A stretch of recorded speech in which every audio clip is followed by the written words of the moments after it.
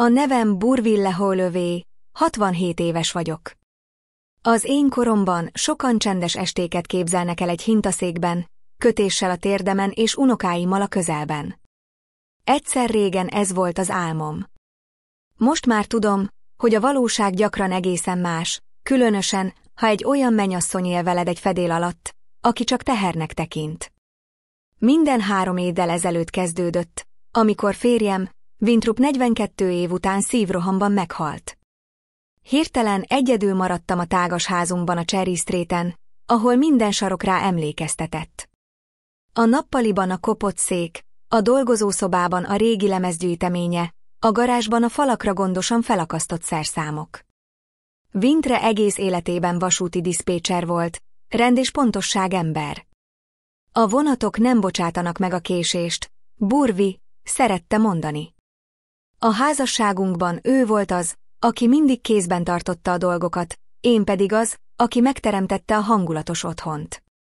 Halála után a házunk a hangulatos fészek helyett emlékek múzeumává vált, ahol szellemként kóboroltam, és a múlt fantomjaiba botlottam. A csend fősiketítő volt. Próbáltam kitölteni az URT tévével, rádióval, sőt, még a szobanövényekkel is beszélgetni kezdtem. A fiam, Jonathan, hetente egyszer, általában vasárnap látogatott meg, de a látogatásai rövidek és kínosak voltak. Soha nem állt különösebben közel az apjához, és a velem való kapcsolata még mindig a 10 éves évek szintjén volt, amikor minden mondatom szemrehányás vagy kioktatás volt. Valószínűleg ezért, amikor egy vasárnapi ebédnél Jonathan azt javasolta, hogy adjam el a házat, és költözzek hozzájuk, szinte habozás nélkül beleegyeztem. Akkoriban ez tűnt a tökéletes megoldásnak. Segítenék nekik a nagyobb, új ház előlegének kifizetésében, ahol lenne hely nekem is. Cserébe pedig megkapnám azt, amitől annyira féltem, hogy elveszítek, egy családot. Nem akarsz egyedül élni, anya, mondta Jonathan, és a kezével átfogta az enyémet. Ráadásul Yoshine örülni fog, hogy minden nap láthatja a nagymamáját. Yoshine az unokám. Most 15 éves. Amikor 12 volt, nagyon izgatott volt a gondolat, hogy beköltözöm hozzájuk. Régen közel álltunk egymáshoz. Megtanítottam sütni, meséltem neki arról, hogyan találkoztam a nagyapjával egy vidámparki bálon 1976 nyarán. Imádta hallgatni ezeket a történeteket, a lábam előtt ülve, és a szálakból, amiket vettem neki, színes karkötőket font. De akkor, 3 évvel ezelőtt, még nem ismertem Lucájt olyan jól, mint most. Lucy Holloway, a fiam felesége, mosolygós és barátságos volt, amikor ünnepnapokon és vasárnapokon találkoztunk. Bourville, csodásan nézel ki. Bourville, ez a pite isteni. Bourville, olyan jó, hogy látunk. Most már rájöttem, hogy a mosolya soha nem ért a szeméig, és a bókok mechanikusan hangzottak, mintha megtanulta volna őket. Gyorsan eladtuk a házat. Pomona ingatlanjai akkoriban nagyon értékesek voltak. Jó pénzt kaptam érte, amelynek nagy részét a Magnolia Drive-on lévő új házukra fordítottam. Tágas, 2 szintes ház volt, pincével és hátsó udvarral, ahol Jonathan barbecue-té akart építeni. Az első emeleten kaptam egy szobát a konyha mellett, hogy kényelmesebb legyen neked, anya. Az első néhány hónapban minden simán ment. Segítettem a főzésben. Néha elmentem Yoshineért az iskolába, amikor Lucy késett a manikűrösnél. Igen, a sógornőmnek van egy kis szalonja Pomona külvárosában. Nem egy szörnyű üzlet, de Lucy mindig úgy beszél róla, mintha egy luxus wellnesslánc lenne a part mentén. Jonathan egy műanyag ablakgyártó cégnél dolgozik, és a raktárkészlet ellenőrzésért felel.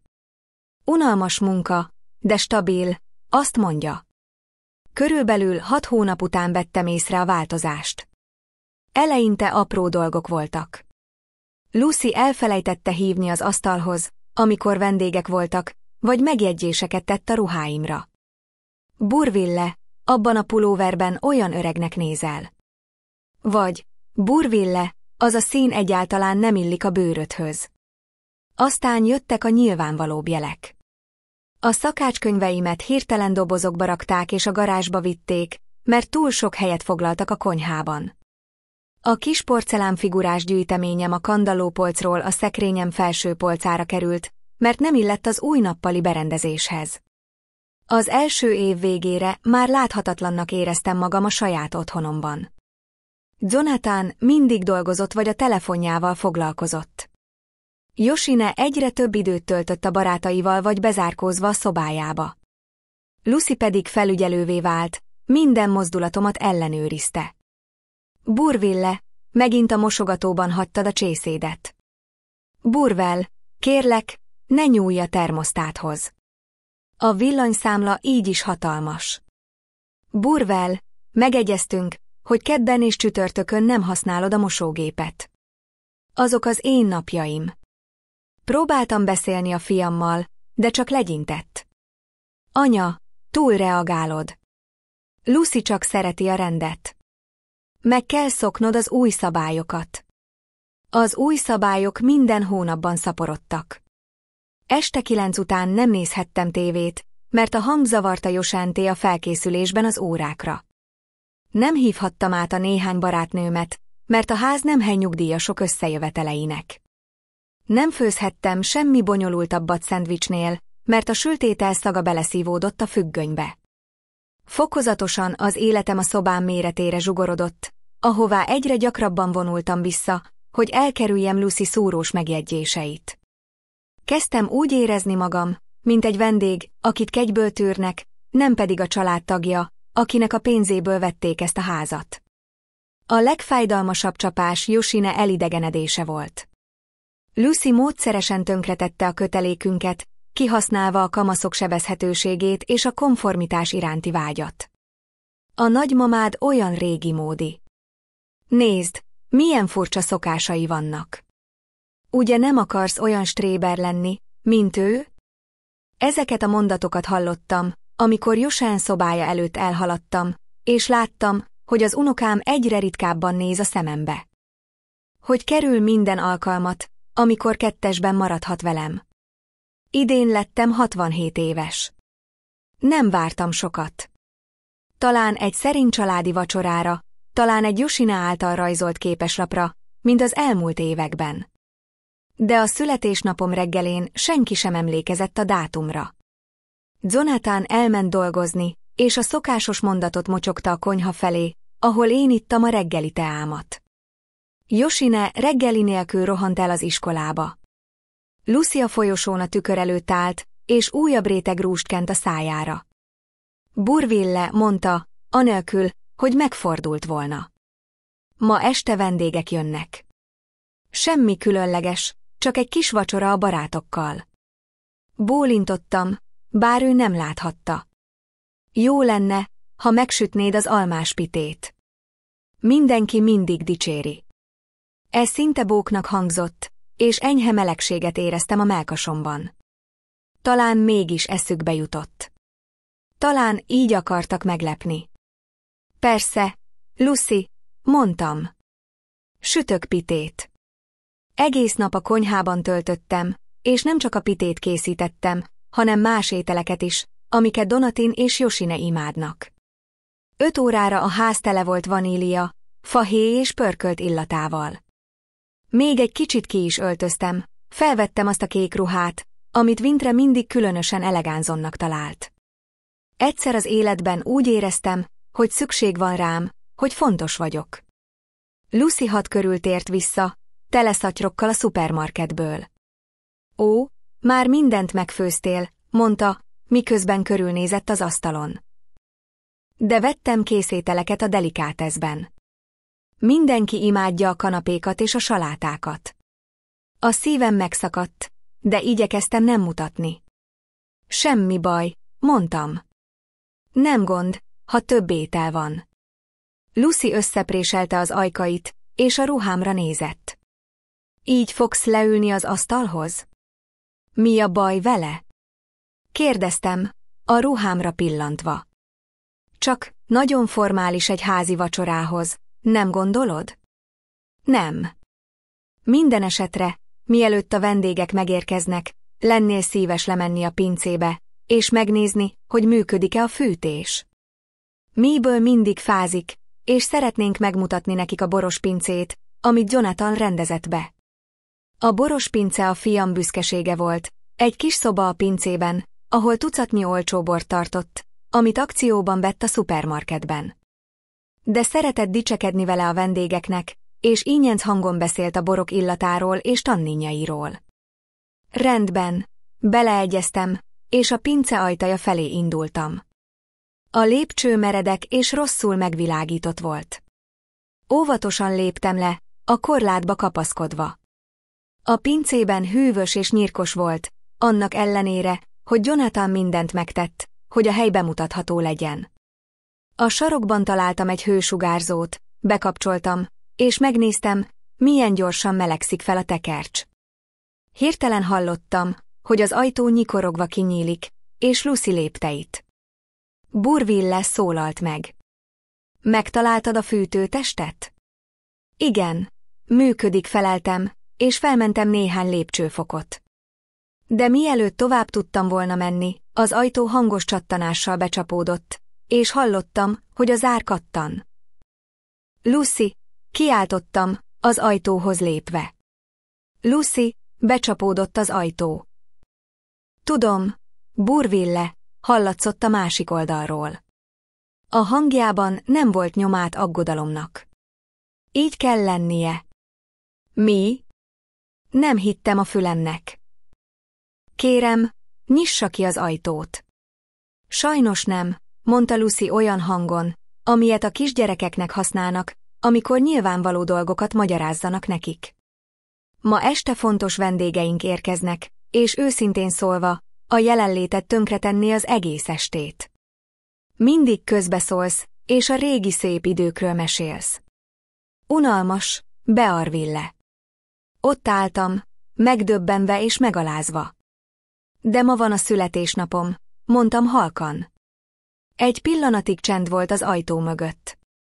Ó, hát ezért öltöztél fel, mondta Lucy halvány mosollyal. A buli nem neked lesz, Bourville. Csak össze akartunk hívni néhány barátot, és a születésnapod. Nos, mondjuk úgy, hogy nem egy nagyon fontos alkalom.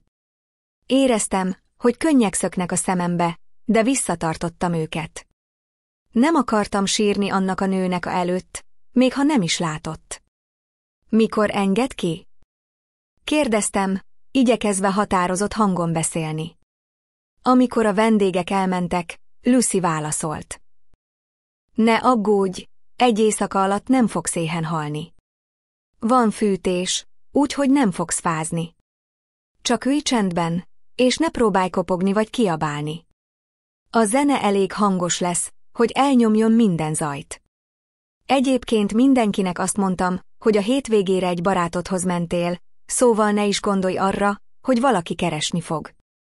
Léptei elhalványultak, és egyedül maradtam a félig sötét pincében, amelyet csak egy halvány izzó és a fűtőtest narancsárga fénye világított meg. A dűt, a harag és a tehetetlenség hullámokban öntött el. Hogy tehette? Hogy tehette a saját fiam, hogy így bánjanak velem? Tényleg ennyire jelentéktelen vagyok számukra? Lassan leültem egy öreg székre, amely a boros szekrény mellett állt. A kezeim remegtek, nem tudom, a dühtől vagy a félelemtől. Ekkor rezegni kezdett a ruhám zsebében a mobiltelefonom. Teljesen megfeledkeztem róla. Az a kis öreg okos telefon, amelyet Jonathan adott nekem, amikor újat vett magának. Ennél több nem kell neked, anya. Csak vészhívásokra. Ez nem csak egy telefon volt. Kapcsolatot jelentett a külvilággal, és lehetőséget, hogy megtudjam, mi történik a saját otthonomban, miközben engem bezártak ide, mint egy nem kívánt tárgyat, amit elrejtettek a szem elől. A telefon a kezemben furcsa nyugalmat éreztem, mintha ez a kis darabka kontroll lehetővé tette volna, hogy összeszedjem a gondolataimat. Alig több mint egy hónapja biztonsági kamerákat szereltem fel a házban. Kicsi, szinte láthatatlan eszközök, amelyeket könnyen el lehetett rejteni egy könyvespolcon vagy egy képkeret mögött. És nem paranoia miatt tettem, ahogy sokan gondolhatják, hanem egy sor furcsa eltűnés miatt. Először Vintre 30. házassági évfordulójára kapott gyöngyéfülbevalóim tűntek el. Pontosan emlékeztem, hogy a fésülködőasztalom ékszerdobozában hagytam őket. Amikor rákérdeztem, Lucy nagyra nyitotta a szemét, és azt mondta, Bourville biztosan csak elfelejtette, hova tette. Az a te korodban teljesen normális. Aztán eltűnt a bross, amit anyám adott nekem, mielőtt meghalt. Majd egy drága parfüm, amit különleges alkalmakra tartogattam. Az éjjeli szekrényemen álló kis porcelán balerina szobrocska.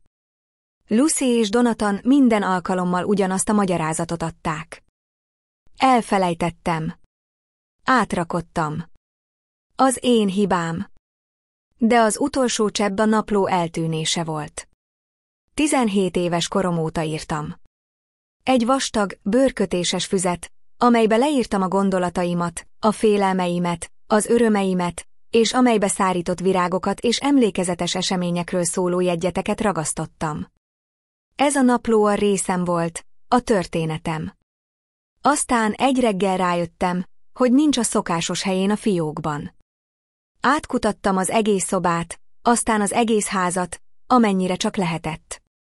A napló sehol sem volt. Amikor kétségbeesve Jonathanhoz fordultam, ő csak vállat vont. Anya, csak egy régi füzet. Talán véletlenül kidobtad takarítás közben. De én soha nem dobnám ki a naplóm. Soha.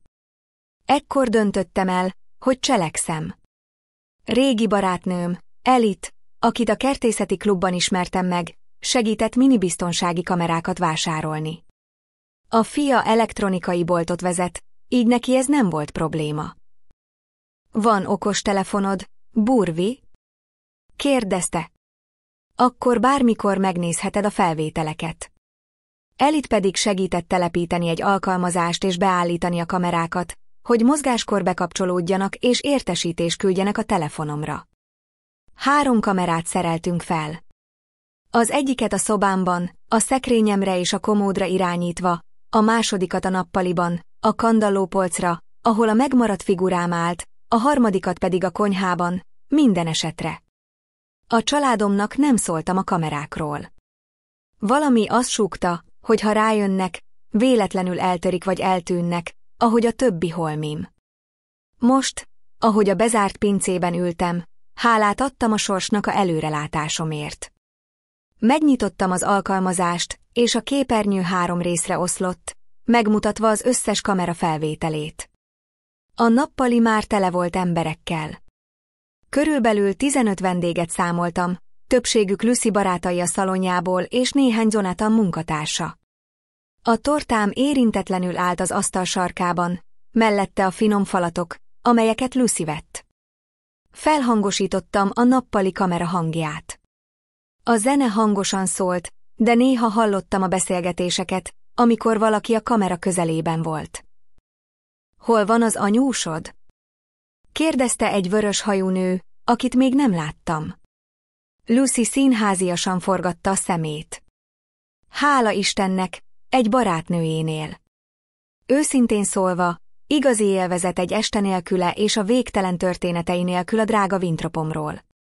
A vörös hajú nő nevetett, és elsétáltak, de már éreztem, hogy a szégyentől égnek az arcaim. A tekintetemet a konyhába vetettem, ahol Jonathan éppen egy üvegbort nyitott. Mabel, a szomszédja, egy velem egyidős nő, akivel néha udvariasan beszélgettünk a kerítésen keresztül, odament hozzá. Jonathan, hol van Bourville? Hozok neki egy kis ajándékot. A fiam egy pillanatra megdermedt, majd furcsa mosollyal fordult hozzám. Egy barátnőjét látogatja Riversideban. Tudod, anya mostanában nagyon társaságkedvelő. Úgy vigyorgott, mintha valami vicceset mondott volna. Ó, Mabel csalódottnak tűnt. Furcsa, hogy a születésnapján ment el. Azt hittem, születésnapja van. Jonathan félbeszakította. Láttam, hogy kissé elsápadt. Ó, igen. Igen. Már előző hétvégén megünnepeltük. Egy kis családi vacsora, pont ahogy szereti. Hazugság. Tiszta hazugság. Jonathan és Lucy a múlt hétvégén a tengerpartra mentek, engem pedig egyedül hagytak Yoshinaval, aki egyébként is a legtöbb időt a barátnőjénél töltötte. Miből bólintott, de a szemében láttam, hogy nem hiszi el. Agg oda neki, amikor visszajön, mondta, és egy kis csomagot nyújtott nekem. Csak levendulás tea. Burville egyszer említette, hogy imádja, és a szemem könybe lábadt. Egy idegen jobban emlékezett a kedvenceimre és a születésnapomra, mint a saját családom. Ujjamat végig simítottam a képernyőn, és átváltottam a kamerák között. Yoshina a sarokban ült, a telefonjába temetkezve, arcán nyilvánvaló unalom látszott. Sosem szerette Lucy bulijait.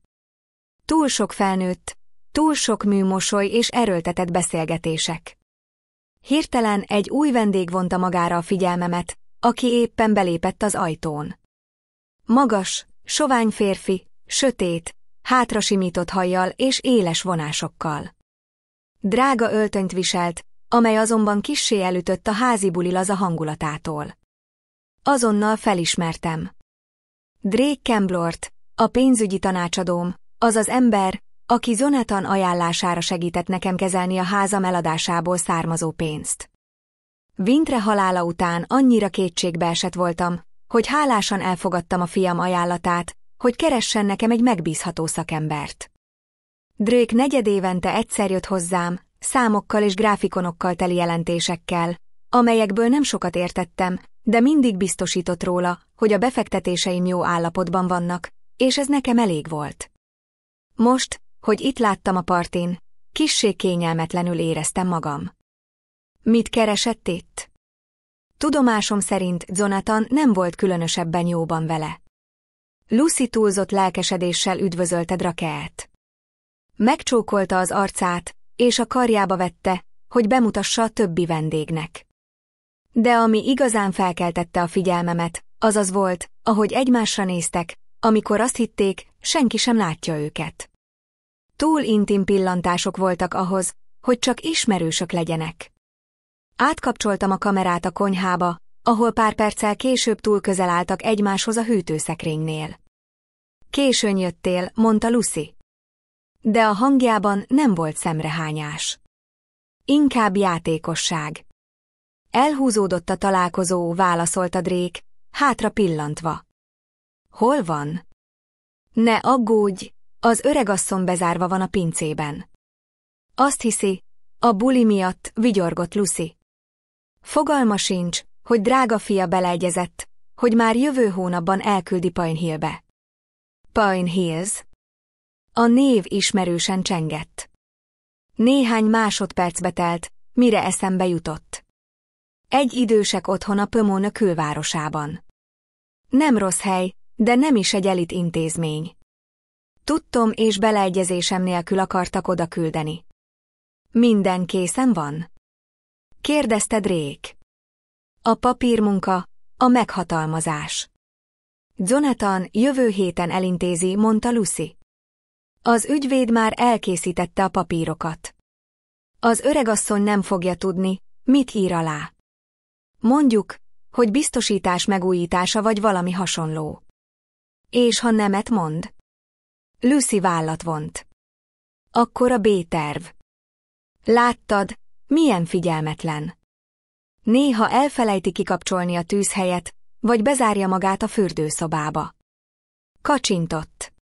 Még pár ilyen eset, és még a legszigorúbb bíró is alkalmatlannak találná. Hideg futott végig a hátamon. Soha nem felejtettem el kikapcsolni a tűzhelyet, és soha nem zártam be magam a fürdőszobába. Ezeket az eseteket megrendezték? Tényleg ilyen messzire mentek, hogy megszabaduljanak tőlem? Biztos, hogy Jonathan is teljes mértékben benne van? Kérdezte Drake, lehalkítva a hangját. Ő egy gyenge ember, válaszolta Lucy elutasítóan. Persze, hogy vannak kétségei. Végül is az anyja. De ő az egész házat akarja, egy öregasszony terhe nélkül, és legfőképpen a pénzt.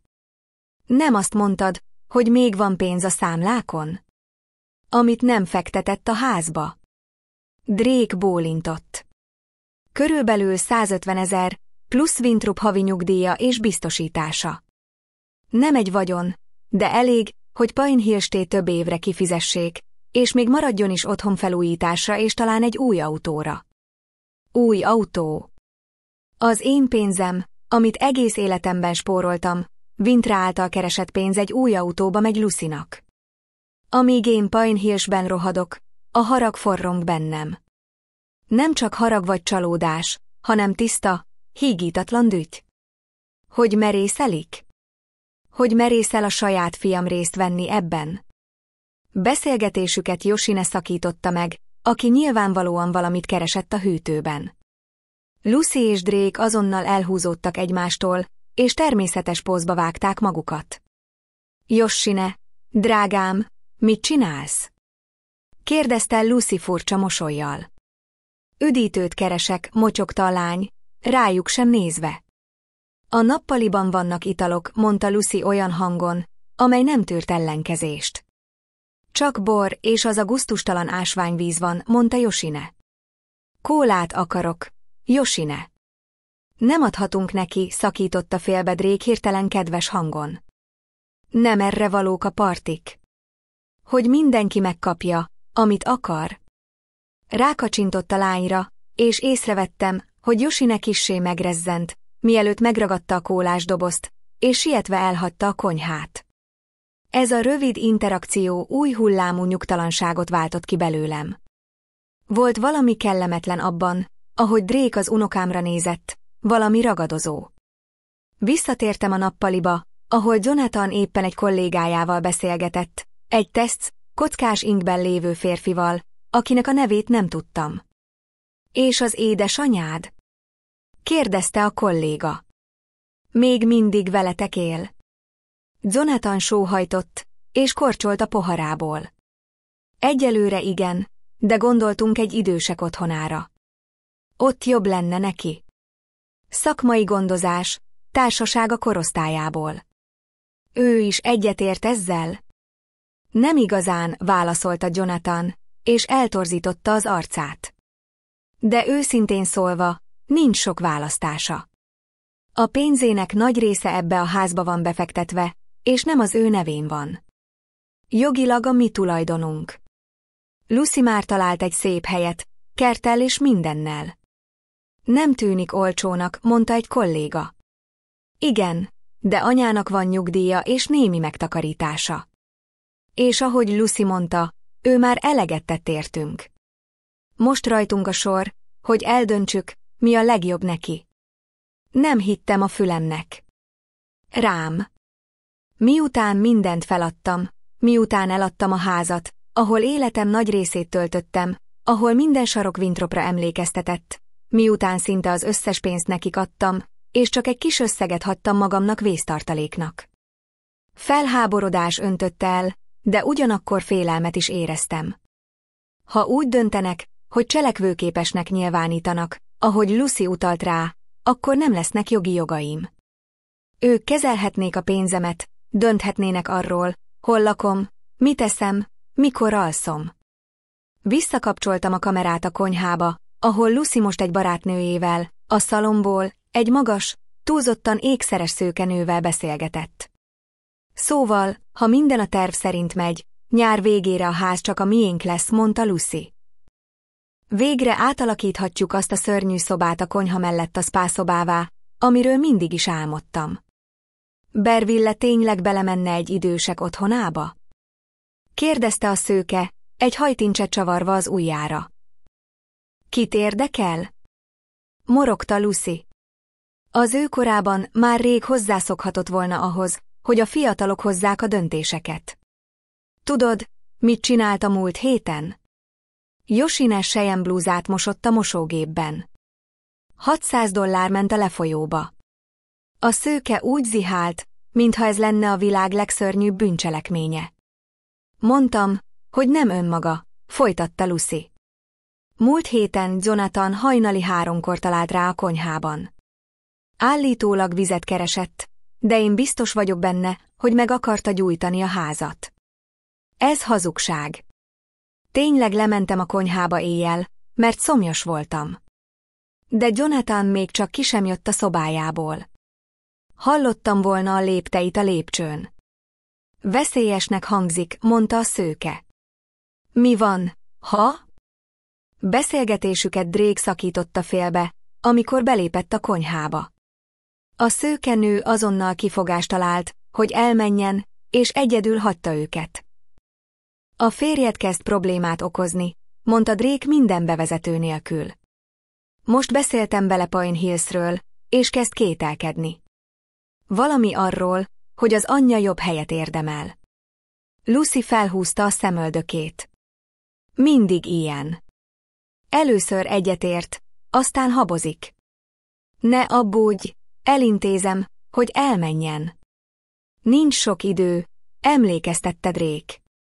Minél tovább marad, annál nagyobb az esély, hogy gyanút fog, főleg a fordítások miatt. Milyen fordítások? Én óvatos voltam. Természetesen nem hallottak. Nem fog gyanakodni. Lucy azt mondta, az öregasszony alig tudja, hogyan kell telefonálni. Nem tudja, hogyan kell online ellenőrizni a bankszámláját. Ez nem volt teljesen igaz. Tudtam, hogyan kell online banki szolgáltatásokat használni, de inkább a hagyományos módszereket részesítettem előnyben, vagyis felhívtam a bankot, vagy bementem egy fiókba. De most, bezárva a pincébe, hálás voltam Lucájnek, hogy alábecsülte a technikai tudásomat. Mi van a meghatalmazással? Kérdezte Drake. Aláírta? Még nem, válaszolta Lucy. De Jonathan megígérte, hogy jövő héten elintézi.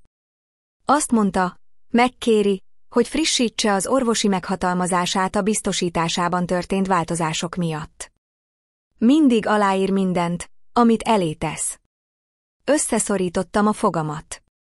Igen, megbíztam a fiamban, rábíztam a pénzügyeimet, aláírtam a dokumentumokat, amiket hozott, és ritkán olvastam el a kisbetűs részt.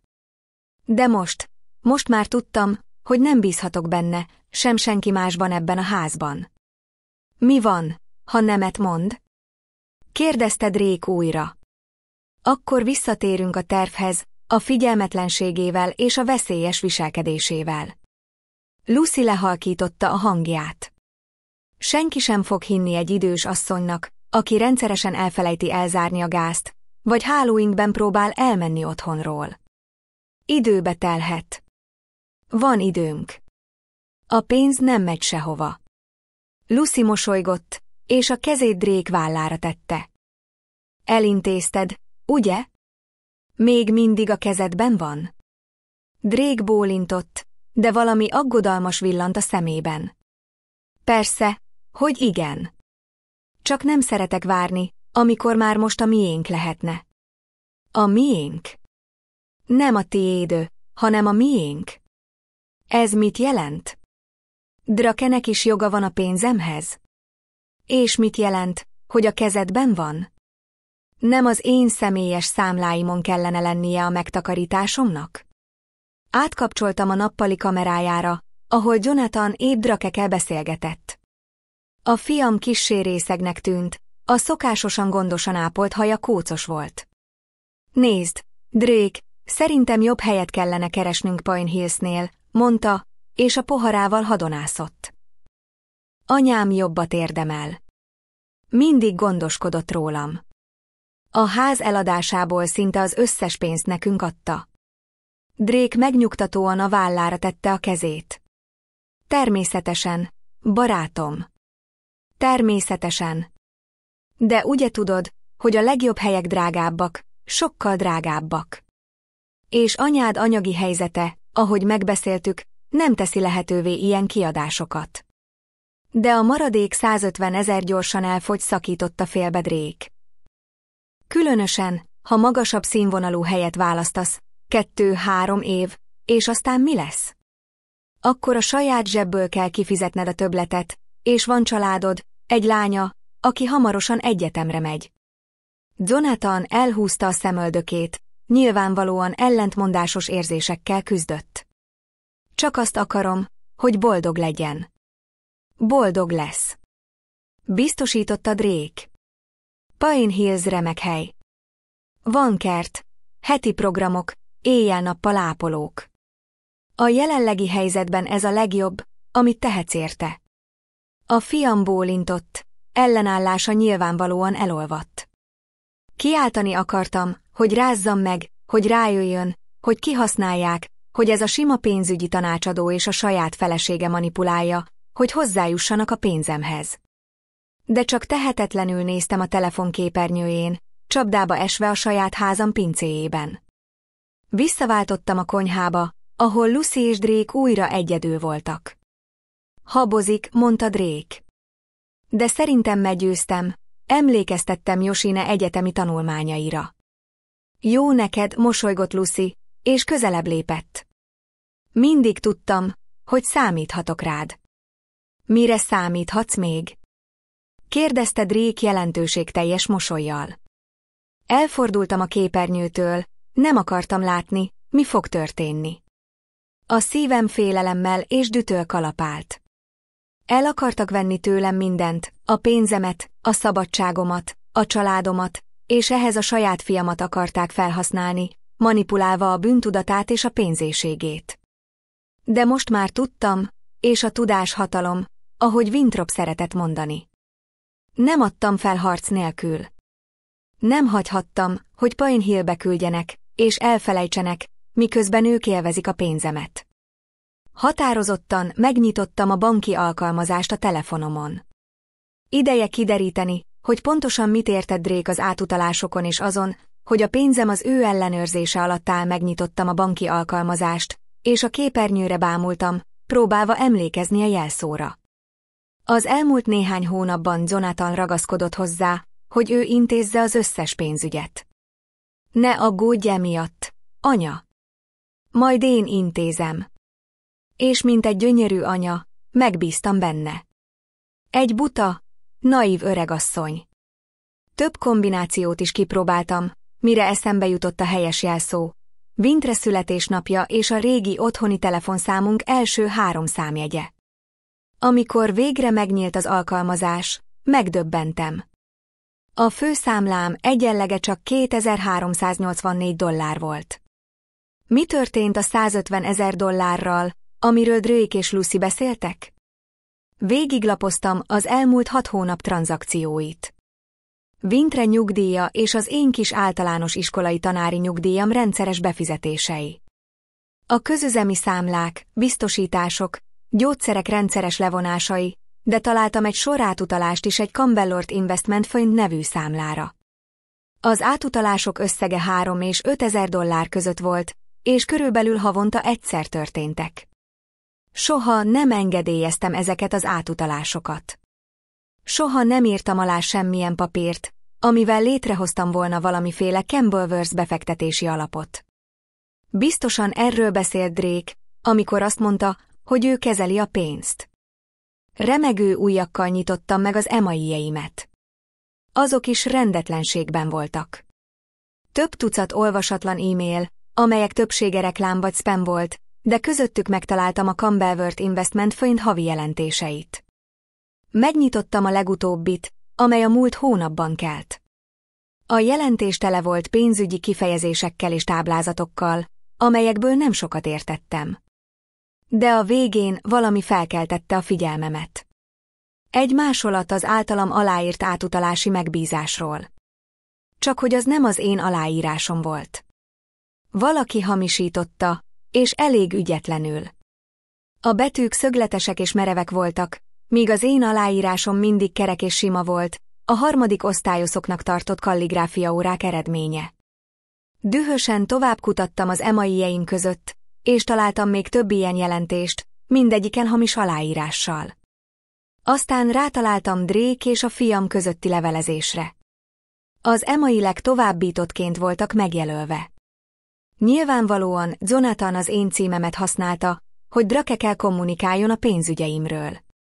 Az egyik levélben Drake így írt: Jonathan, A beszélgetésünknek megfelelően átutaltam újabb $4000 anyád nyugdíjálapjából a befektetési alapba. A szokásos módon 10% marad a személyes számládon kezelési díjként. A többit a szokásos eszközökbe fektetjük. A mellékelt űrlapot alá kell írni és visszaküldeni nekem dokumentálás céljából. $400. A fiam havonta $400 kapott azért, hogy Drake kifoszhassa a megtakarításaimat. Hány ingerem lett? Letettem a telefont, és mély levegőt vettem, hogy leküzdjem a hányinger és a szédülés hullámait. Amikor kissé megnyugodtam, visszatértem az emaileghez, és rájöttem, hogy a pénzügyi csalások csak a jéghegy csúcsa voltak az árulásnak. A levélszemét mappában találtam egy sor spamként megjelölt emailt, de azok egy olyan címről érkeztek, amelytől összeszorult a szívem. talakkealavaitvestcoast.com. A lányom, Titha e-mail címe. Majdnem 7 éven nem láttam és nem beszéltem Tithával. Utolsó találkozásunk szörnyű veszekedéssel végződött, utána elment, becsapta az ajtót, és megesküdött, hogy soha többé nem teszi be a lábát a házamba. Az Rufus volt, aki teljesen alkalmatlannak tartottam a művelt, céltudatos lányomnak. Rufus zenész volt, állandóan pénzszűkében, kétes kapcsolatokkal és még kétesebb múlttal. Legalábbis így írta le nekem Jonathan, aki többször találkozott vele. Kihasználja az anyját, mondta a fiam. Talitha fizeti az összes számlát, míg ő keresi a helyét és turnézik a 3. osztályú zenekarával. Jobbat érdemel. És én hittem neki. Az utolsó találkozásunkkor elmondtam Tithának, mit gondolok a döntéseiről. Megmondtam neki, hogy ugyanazokat a hibákat követi el, mint Marianne nagynénje, aki ugyanolyan lusta pasival keveredett, és végül egyedül nevelte fel 3 gyerekét, alig tudta összekötni a végét. Talitha azzal válaszolt, hogy soha nem hagytam neki, hogy saját döntéseket hozzon, mindig irányítottam az életét, és soha nem érdekelt, ami neki fontos volt. Még csak meg sem próbálod megismerni Rufust, kiabálta. Jonathan szavai alapján ítéled meg, aki mindig irigy volt rám, és mindent megtett, hogy előnyt fordítson. A szavakat egyszerű drámai túlzásnak tartottam. Jonathan mindig is a legmegfontoltabb és legpraktikusabb gyermekem volt. Ha ő azt mondta, hogy Rufus problémás, akkor az így volt. Miután Titha elment, többször is próbáltam felhívni, de nem vette fel a telefont. Pár hónap múlva küldtem neki egy emailt, amelyben bocsánatot kértem, de nem kaptam választ. Fokozatosan beletörődtem abba, hogy örökre elvesztettem a lányomat. De most, amikor megláttam a spam mappában a hosszú e-mail listát, rájöttem, hogy Talitha egész idő alatt próbált kapcsolatba lépni velem. Kinyitottam a legkorábbi levelet. Majdnem 6,5 éve írták, pár hónappal a veszekedésünk után. Kedves anya, sokáig gondolkodtam, mielőtt írtam neked. A büszkeség azt súgta, hogy hallgassak, de a szívem nem hagyta. Hiányzol. Minden különbségünk ellenére te vagy az anyám, és szeretlek. Tudom, hogy aggódsz a jövőm miatt Rufusszal. Tudom, hogy Jonathan nem túl hízelgő dolgokat mondott neked róla, de anya, tudnod kell, hogy a fiad soha nem vette a fáradtságot, hogy megismerje a férjemet. Rufus nem olyan, amilyennek Jonathan leírja. Igen, zenész, de nem egy nincstelen csavargó. A Riverside School of Hedgesban tanít zenét, állandó szerződése és egészségbiztosítása van, és a 3. osztályú zenekara a műfajában elég sikeres. Rendszeresen fellépnek fesztiválokon, és 2 albumot is kiadtak. Nem kérem, hogy azonnal szerest. Csak adj neki egy esélyt. Gyere át vacsorára, ismerd meg őt a Jonathan által beléd szájkolt előítéletek nélkül. Ami a pénzt illeti, nem én tartom el Rufust, ahogy a bátyám állította. Mindketten dolgozunk, és egyenlően járulunk hozzá a családi költségvetéshez. Valójában tavaly Rufus többet keresett nálam, köszönhetően a zenéjének egy reklámban való felhasználásáért kapott jogdíjaknak. Kérlek, anya, próbáljuk megrendezni a dolgokat. Az élet túl rövid az ilyen hosszú haragokhoz. Szeretettel, Talitha. Könnyek csorogtak le az arcomon, amikor befejeztem a levelet. Eddig azt hittem, hogy a lányom minden kapcsolatot megszakított velem, miközben ő egy olajágat nyújtott felém, amit én nem láttam. Kinyitottam a következő levelet, amely egy hónappal később kelt. Anya, nem tudom, megkaptad-e az előző levelemet. Többször is hívtalak, de Lucy mindig azt mondta, hogy elfoglalt vagy nyaralsz. Talán még mindig haragszol rám, és jogod van hozzá, de szeretném, ha tudnád, hogy amikor készen állsz a beszélgetésre, én itt leszek. Rufus üzeni, hogy szia, soha nem neheztelt rád azért, ami történt. Azt mondja, megérti az aggodalmadat. Szeretettel, Talitha. Lucy. Lucy. Természetesen ő fogta fel Talitha hívásait, és azt mondta, hogy elfoglalt vagyok vagy pihenek. Biztosan szűrőt állított be az emailjeimre, hogy a lányomtól érkező levelek automatikusan a spam mappába kerüljenek, és mindezt akkor tette, amikor én a saját gyermekemmel való kapcsolatom elvesztése miatt gyászoltam. Folytattam az emailek olvasását, mindegyik szívbe szúrt. Titha az életéről, a munkájáról, Rufusról írt. Arról, hogy mennyire hiányzom neki, hogy szeretné, ha része lennék az életének.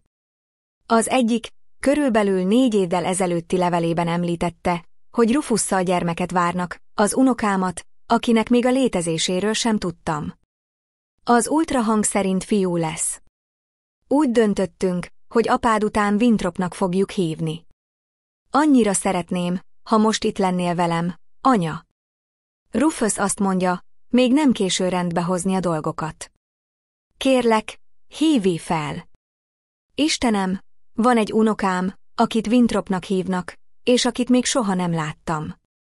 Egy gyermek, akit a néhai férjemről neveztek el, és aki úgy nő fel, hogy nem ismeri a nagymamáját. Ez a gondolat elvette a lélegzetem. Az utolsó levél mindössze 3 hónappal korábban kelt. Kedves anya, ma lett 3 éves a kis Wintre. Olyan okos és kíváncsi fiúvá nő. A szeme olyan kék és átható, mint a tiéd, és a mosolyod is rád hasonlít. Mutatok neki képeket és mesélek rólad. Tudja, hogy van egy nagymamája, Burville, aki Pomonában él. Néha megkérdezi, mikor megyünk meglátogatni téged. Nem tudom, mit mondjak. Tudom, hogy valószínűleg nem olvasod ezeket a leveleket. Talán régen megváltoztattad az e-mail címedet, vagy csak megnyitás nélkül törlöd őket, de én továbbra is írok, mert nem tudom elviselni a gondolatot, hogy vége van közöttünk. Amióta apám meghalt, gyakran gondolok arra, milyen gyorsan telik az idő. Az elmúlt évet nem kaphatjuk vissza. De dönthetünk úgy, hogy nem veszítünk többet. A megyei szociális szolgálatnál dolgozom ellenőrként, idős emberekkel foglalkozom. Minden nap látom, milyen fontosak a családi kötelékek, különösen az idősek számára. És minden nap rád gondolok, hogy egészséges vagy-e, hogy boldog vagy-e, Jonathan ritkán válaszol a rólad feltett kérdéseimre. Azt mondja, jól vagy, de nem akarsz velem beszélni. Lehet, hogy igaz. Lehet, hogy a harag túl mély. De ha valaha meggondolnád magad, tudd, hogy az ajtó mindig nyitva áll előtted. Szeretettel, Titha. PS. Mellékelem az új címünket és telefonszámunkat. Tavaly nagyobb házba költöztünk. Remegő kézzel írtam le a telefonszámot. A lányom, a Titha ennyi éven át próbált elérni, és én azt hittem, nem akar látni. Annyi időt vesztettünk a hazugságok miatt, Lucy és Jonathan manipulációi miatt. Talitha pedig a szociális szolgálatnál dolgozik, idős emberekkel foglalkozik. A keserű irónia, hogy a saját lányom minden nap védi az időseket Lucy és Draketől, miközben a saját anyja pontosan ugyanennek a cselszövésnek esett áldozatul. Visszatértem a banki alkalmazáshoz, hogy megértsem a pénzügyi csalások teljes mértékét. A Campbell World Investment Fundnak történő rendszeres átutalásokon kívül más gyanús tranzakciókat is találtam. Például havi $800 kifizetéseket egy bizonyos LDC Consulting nevű cégnek. A rövidítés valószínűleg a Lucy Drake Consultingra utalt, egy fedőcégre, amelyet azért hoztak létre, hogy pénzt vegyenek ki a számláimról. Tovább kutatva különböző összegű csekkeket találtam, amelyeket Jonathan váltott be. A tranzakciók megjegyzései szerint a pénz gyógyszerekre, speciális ételekre és az én orvosi ellátásomra volt számva. Gyógyszereket soha nem vettem, ételeket soha nem láttam, ellátást soha nem kaptam. Minél jobban vizsgáltam a pénzügyi adataimat, annál világosabbá vált a kép.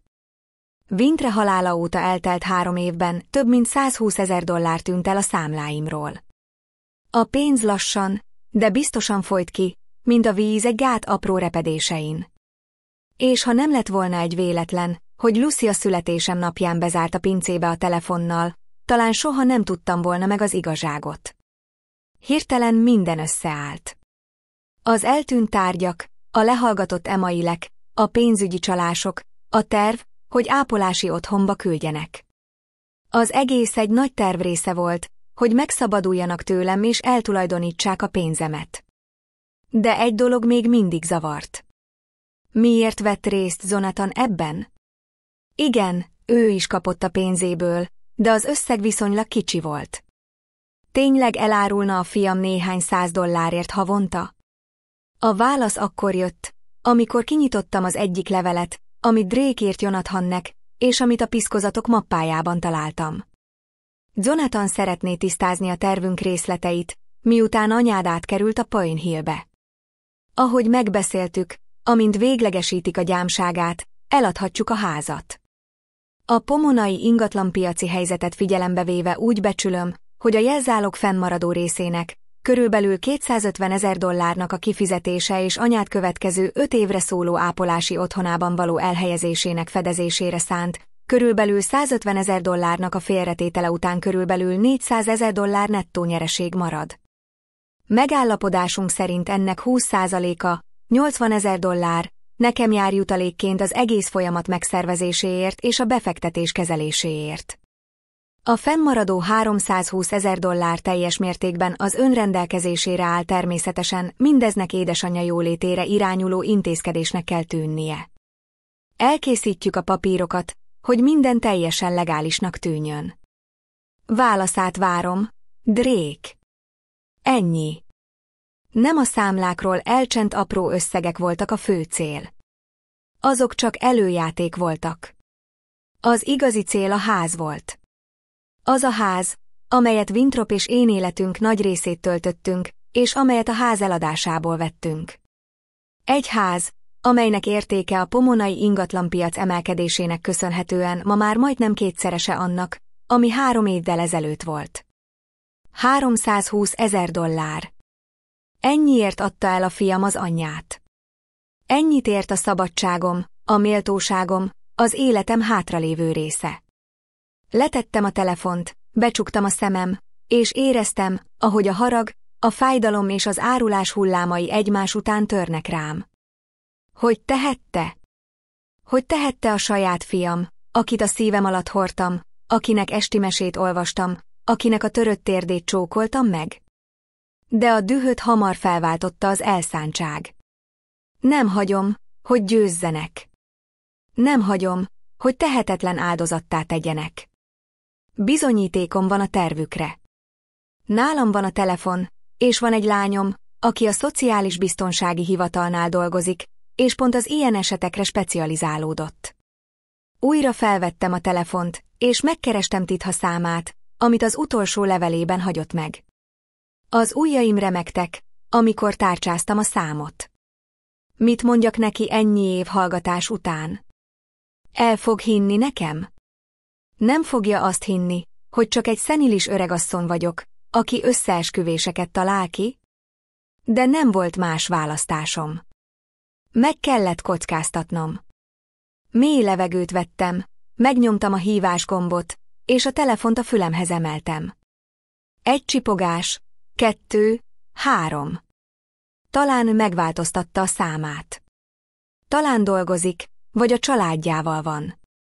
Az 5. csipogásnál, amikor már a hangpostára készültem, kattant a vonal, és hallottam egy hangot, amelyet 7 hosszú év óta nem hallottam. Hello, Talitha, mondta fáradtan, nem ismerve a számot. Titha? Remegett a hangom. Itt, anya.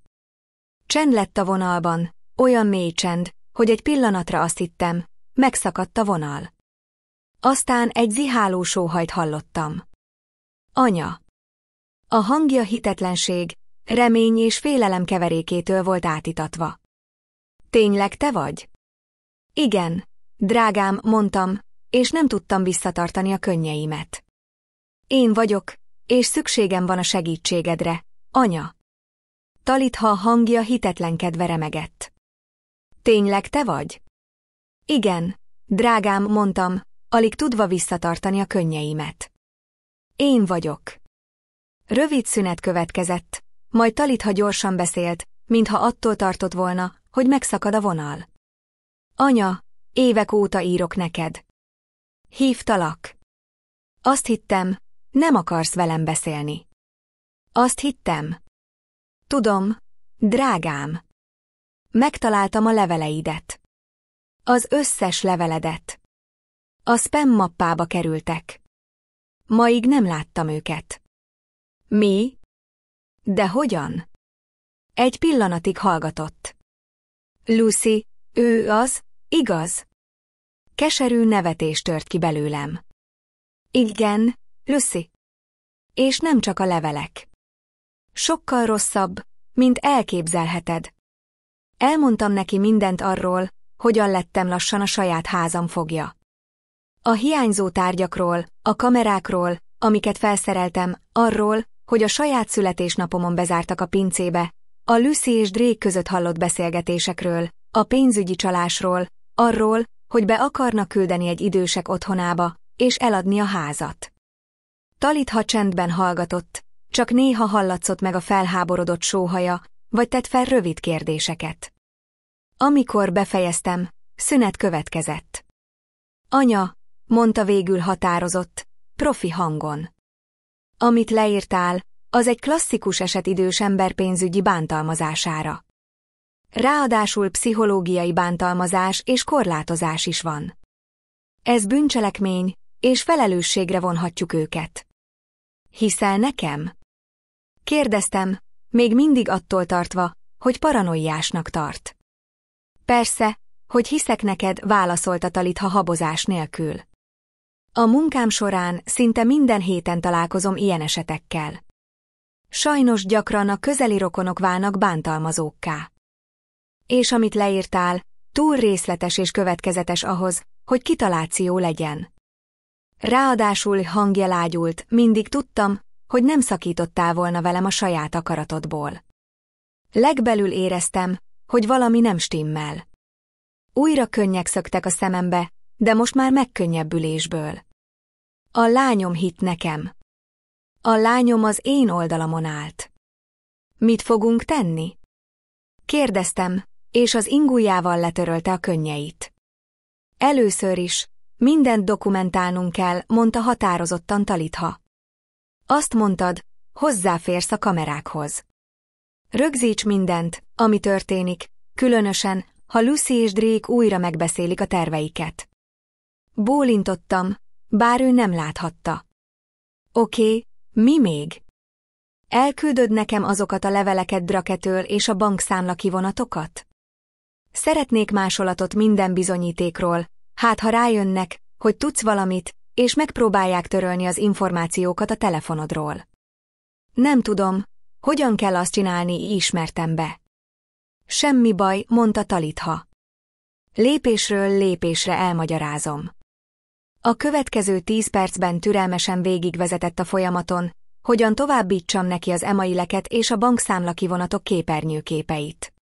Amikor végeztünk, folytatta, most hívnom kell a rendőrséget.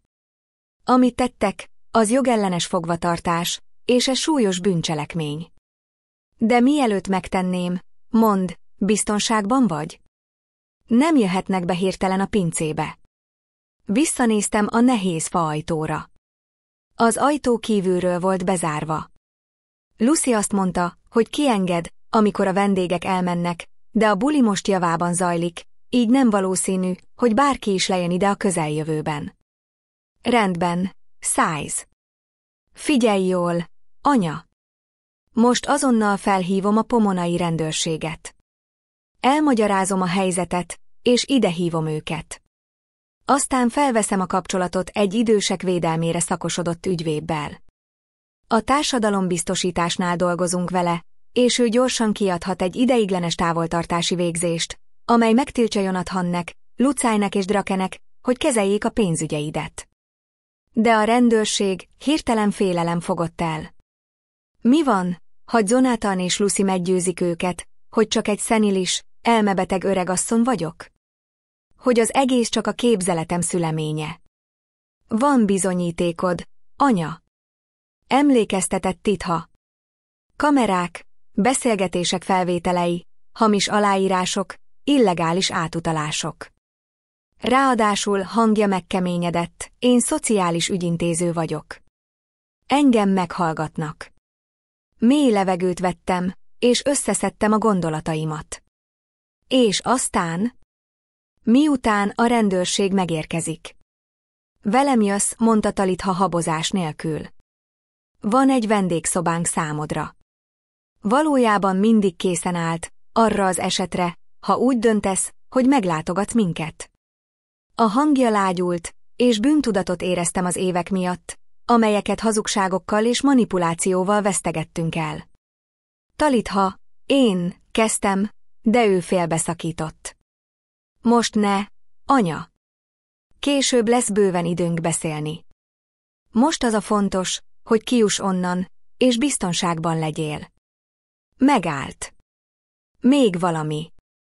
Van egy férfi, aki nagyon szeretne találkozni veled. Winthrop, suttogtam. Az unokám. Igen. Talitha hangjában mosoly csengett. A kis Vini, mindent tud rólad. Mutattam neki képeket, meséltem róla. Majdnem minden nap kérdez rólad. Új könnyek szöktek a szemembe.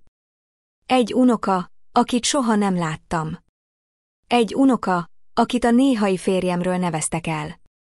Egy unokám, aki egy lányomnak köszönhetően tud rólam, aki évekig tartó hallgatás ellenére sem adta fel a reményt, hogy újra összekössön minket. Alig tudtam uralkodni magamon, amikor azt mondtam, alig várom, hogy megismerhessem. Ő is alig várja, válaszolta Talitha. Most térjünk vissza a tervhez. Hívom a rendőrséget, aztán az ügyvédet, és indulok hozzád. Rivesideból Pomonába körülbelül 1 óra az út. Amíg úton vagyok, gyűjts tovább bizonyítékokat a kamerák segítségével. És ha bármi változás van, ha Lucy vagy bárki más lejön a pincébe, azonnal hívj fel. Rendben, megegyeztünk. De Talitha, légy óvatos.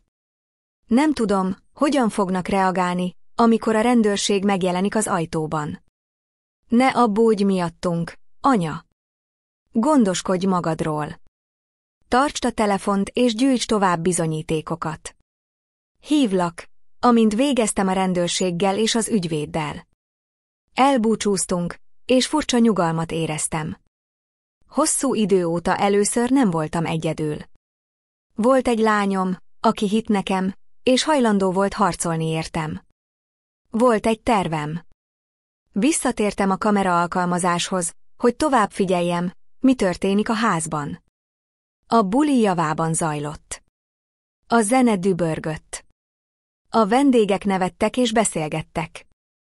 Lucy egy pohár borral a kezében sétált közöttük, vörös ruhájában ragyogott, mintha ő lenne az este sztárja. Jonathan a sarokban állt és Drakekkel beszélgetett, az arca feszültnek tűnt. Felhangosítottam a nappali kamerájának hangját, hogy a zene és a hangok zsongása között meghalljam a beszélgetésüket. Nem biztos, hogy Pine Hills a legjobb választás, mondta Jonathan.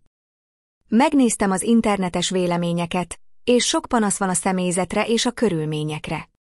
Drake a fiam vállára tette a kezét. Jonathan, barátom, túlreagálod. Pine Hills tökéletes árérték-arányú. Igen, vannak jobb helyek, de azok 2-3-szor annyiba kerülnek. És figyelembe véve, hogy már mennyit költöttünk anyád pénzéből, praktikusnak kell lennünk. Jonathan elhúzta a szemöldökét. Tudom, de mégis, az anyámról van szó. Jobbat érdemel. Persze, hogy azt érdemel. Drake hamis őszinteséggel válaszolt. És a rendelkezésre álló költségvetésből a legjobbat kapja. Ráadásul, ha eladjátok a házat, akkor költözhetek drágább intézménybe, ha akartok. Mi van azzal a papírral, amit alá kell írnia? Kérdezte Jonathan, lehalkítva a hangját. Biztos, hogy legális? Drake vigyorgott. Technikailag igen.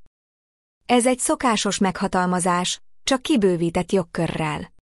Felhatalmazza téged, hogy anyád nevében minden pénzügyi és orvosi döntést meghoz. Teljesen legális, feltéve, hogy önként és tiszta elmével írja alá. Ha nem hajlandó, akkor hosszabb utat kell bejárnunk a bíróságokon, orvosi jelentésekkel, amelyek igazolják, hogy cselekvőképes, de ez hónapokba telhet. Sokkal könnyebb, ha csak aláírja. Hátraléptek, hangjuk elvész a zajban.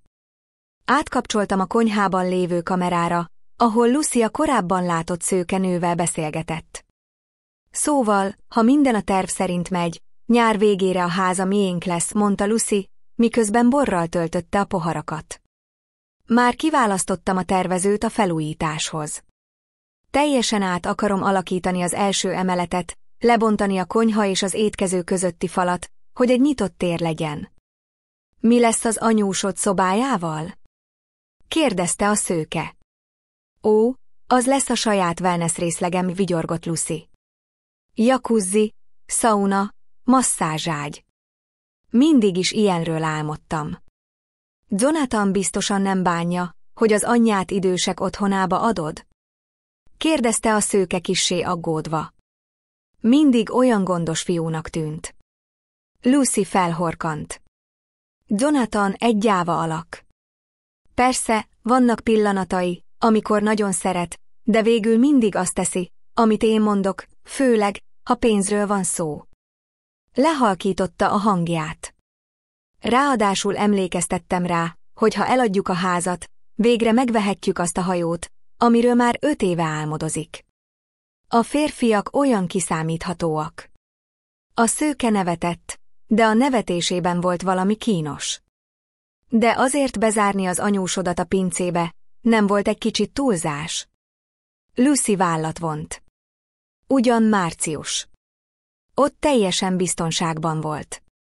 Ráadásul ez volt az egyetlen módja, hogy rendesen bulizzunk anélkül, hogy vég nélkül mesélne és siránkozna. Emlékszel, amikor legutóbb 2 órán át mesélte mindenkinek, hogyan találkozott a meghalt férjével? Majdnem meghaltam az unalomtól. Elmentek, én pedig dühöngve maradtam. A történetem Wintrerrel való találkozásomról az egyik legkedvesebb emlékem volt. Hogy 1976-ban egy vidámparki táncmulatságon találkoztunk. Hogy meghívott a körhintára. Hogy hajnalig beszélgettünk a tóparti padon.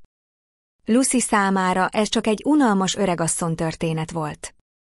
Számomra viszont egy kincs, amit a szívemben őrzök. A telefonom rezegni kezdett.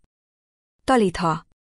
Anya, felhívtam a rendőrséget, mondta minden bevezető nélkül. Kiküldenek egy járőröt a házatokhoz. Körülbelül 20 perc múlva ott lesznek. Beszéltem Adam Lawrence ügyvéddel is. Sürgősségi távoltartási végzést kér, amely megtiltja, hogy bárki más hozzáférjen a pénzügyeidhez. Ez csak ideiglenes intézkedés, de így lesz időnk mindent elrendezni. Köszönöm, drágám, mondtam, hálát érezve. Olyan gyorsan mindent elintéztél. Ez a dolgom, anya. Hallottam a hangjában a halvány mosolyt. Már kint vagyok a kocsiban. Úton vagyok hozzád. Maradj kapcsolatban, és rögzíts mindent, ami történik. Amikor a rendőrség megérkezik, felhívnak, és én részletesen elmagyarázom nekik a helyzetet. Újra elbúcsúztunk. Visszatértem a kamerákhoz. Néhány vendég már elindult. A buli a végéhez közeledett. Láttam, hogy Drake oda megy Lucájhoz, és valamit súg a fülébe. Lucy elhúzta a szemöldökét, majd bólintott, és együtt elindultak a második emeletre vezető lépcső felé. A második emeleten nem voltak kameráim, így csak találgatni tudtam, miről beszélgetnek négy szem közt. Valószínűleg a tervük részleteit vagy valami személyesebb dolgot.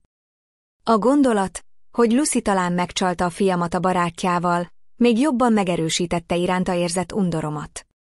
Jonathan a nappaliban maradt, és elbúcsúzott az utolsó vendégektől. Mozgása kissé ügyetlen volt, ami egyértelműen arra utalt, hogy többet ivott a szokásosnál. Mabel, a szomszédunk, az ajtóban maradt. Kedves parti volt, Jonathan, mondta. De még mindig sajnálom, hogy nem tudtam személyesen boldog születésnapot kívánni az édesanyádnak. A fiam zavartan nézett. Igen, sajnálom. Odaadom neki az ajándékodat, amikor hazajön. Kérlek, bólintott Mabel. És mondd meg neki, hogy mindig örülök, amikor beugrik egy csészeteára. Olyan visszahúzódónak tűnik. Aggódom érte. Nincs semmi baja. Jonathan túl gyorsan válaszolt. Csak az élet, tudod, visszahúzódóbb, kevésbé társas. Mabel kérdőn nézett rá, de nem erőltette a témát. Miután elment, Jonathan mélyet sóhajtott, hátradőlt a kanapén, és hátrévetette a fejét. Fáradtnak és bűnösnek tűnt. Talán valahol mélyen a fiam még emlékezett arra, mit jelent szeretni az anyját. Talán még nem minden veszett. Ez a remény azonban gyorsan elszállt, amikor láttam, hogy előveszi a telefonját, és mosolyogva kezd el böngészni valamit. Valószínűleg a iTunes Klub weboldalait, vagy a hajókatalógusokat, amikről Lucy beszélt. Átkapcsoltam a folyosón lévő kamerára, és láttam, hogy Yoshine lejön a lépcsőn. Pizsamában volt, hosszú barna haja gondatlanul össze volt fogva. Óvatosan elhaladt az apja mellett, aki a nappaliban ült, és a konyha felé tartott.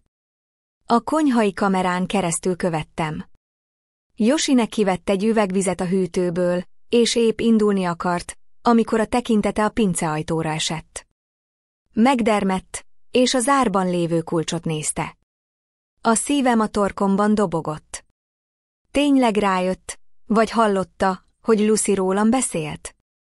Yoshine néhány lépést tett az ajtó felé, majd hátra pillantott, mintha ellenőrizné, hogy senki sem figyel-e, aztán, meglepetésemre, elfordította a kulcsot, és kissé kinyitotta az ajtót.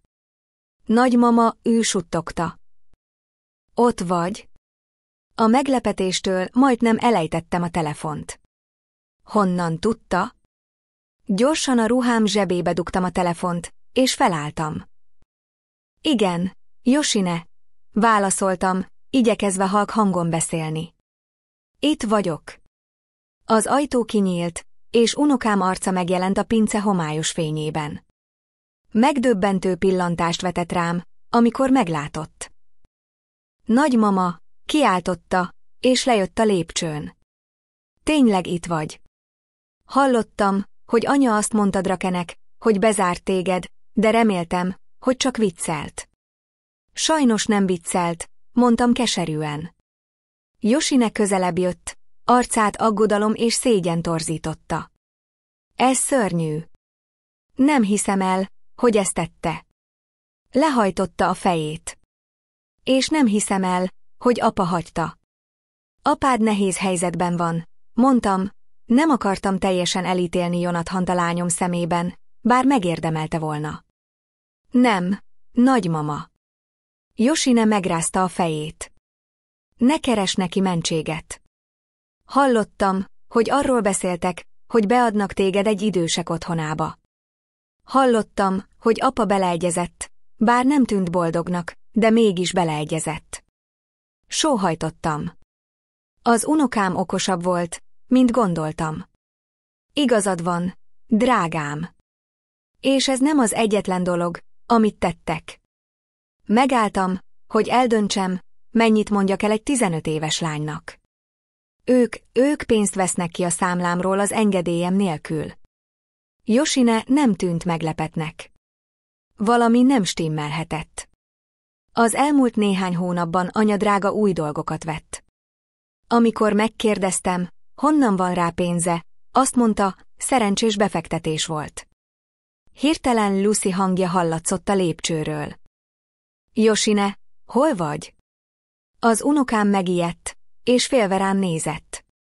Nem tudhatja meg, hogy itt vagyok, suttogta. Dühös lesz. Bólintottam, megértve a félelmét. Yoshine nálam jobban tudta, mire képes Lucy, ha dühös. Menj innen! Mondtam. Tegyen úgy, mintha csak vizet ment volna a konyhába. Yoshine habozott, nyilvánvalóan az anyja iránti félelme és az a vonakodása között, hogy itt hagyjon engem a pincében. De mi lesz veled? Nem hagyhatlak itt egyedül. Semmi baj. Biztosítottam. Van telefonom, és már hívtam Thát. Ő értesítette a rendőrséget. Hamarosan itt lesznek. Auntita. Yoshine szeme még jobban tágra nyílt. De anya és apa azt mondták, hogy évek óta nem beszéltetek egymással. Hosszú történet. Később elmesélem. Most jobb, ha mész, mielőtt Lucy lejön ellenőrizni. Yoshine, szólalt meg újra Lucy, hangja közelebb és ingerültebb volt. Az unokám egy lépést tett a lépcső felé, majd visszafordult hozzám. Nem hagyhatlak itt, mondta határozottan. Nem helyes. A rendőrség hamarosan itt lesz, emlékeztettem. Biztonságban kell lenned, amikor ideérnek. Kérlek, Yoshine, menj!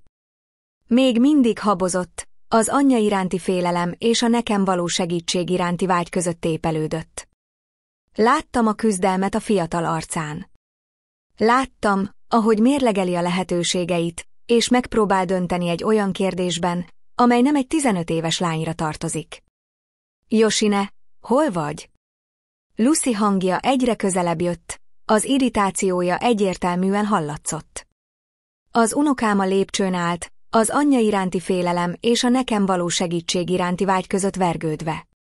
Végül döntött. Visszajövök érted, Yoshine, suttogta. Megígérem. Amint felment, felrohant a lépcsőn, becsukta maga mögött az ajtót, de nem zárta be. Hallottam, ahogy Lucyvel találkozik a konyhában. Hol voltál? Kérdezte Lucy gyanakodva. Vizet hoztam, válaszolta Yoshine, és a hangjában először hallottam a hazugságok visszhangját, amelyeket anyjától tanult. Szomjas voltam. Mi tartott ennyi ideig? Lucy nem hagyta abba. A kék palackomat kerestem, válaszolta gyorsan Nozé. Nem találtam. Szünet következett. Aztán Lucy azt mondta, menj aludni.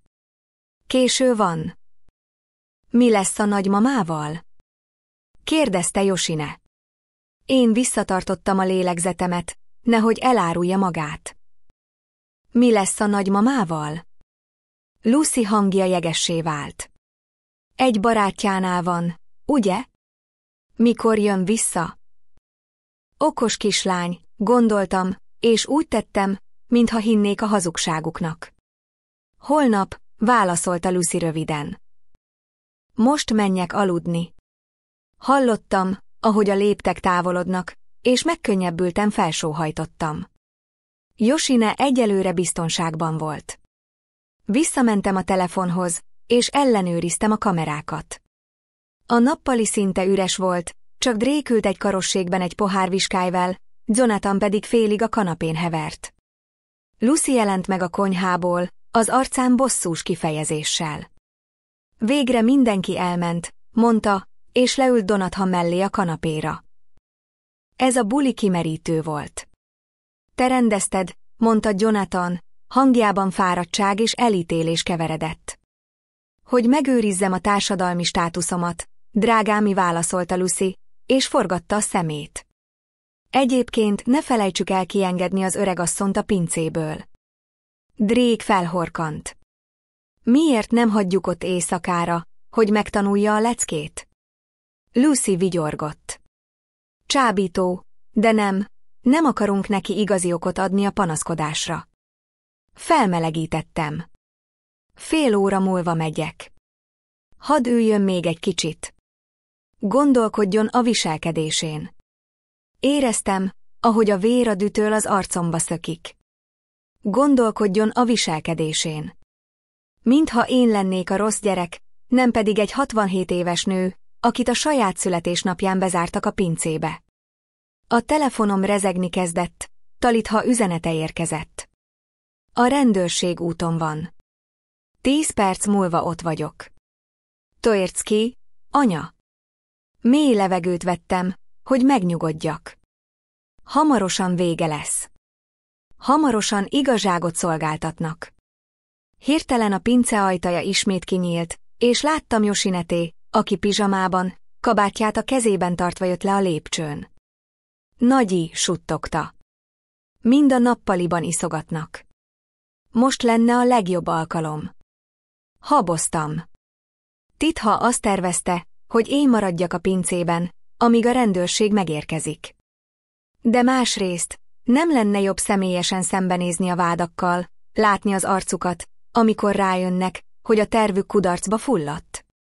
Titha azt mondta, hogy a rendőrség hamarosan itt lesz, mondtam. Talán várnunk kellene. Mi van, ha nem hisznek nekünk? Tiltakozott Yoshine. Mi van, ha anyja és apa meggyőzik őket, hogy te elfelejtetted, hogy egyedül mentél le a pincébe, vagy hogy te?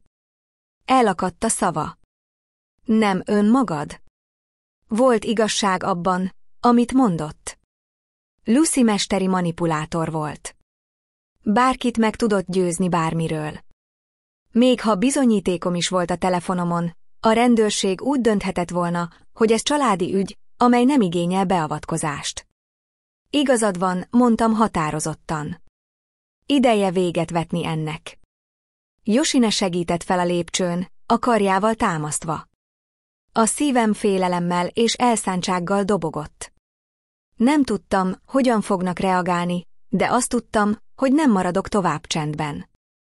Kimentünk a konyhába, és egy pillanatra megálltunk, hallgatózva a nappaliból.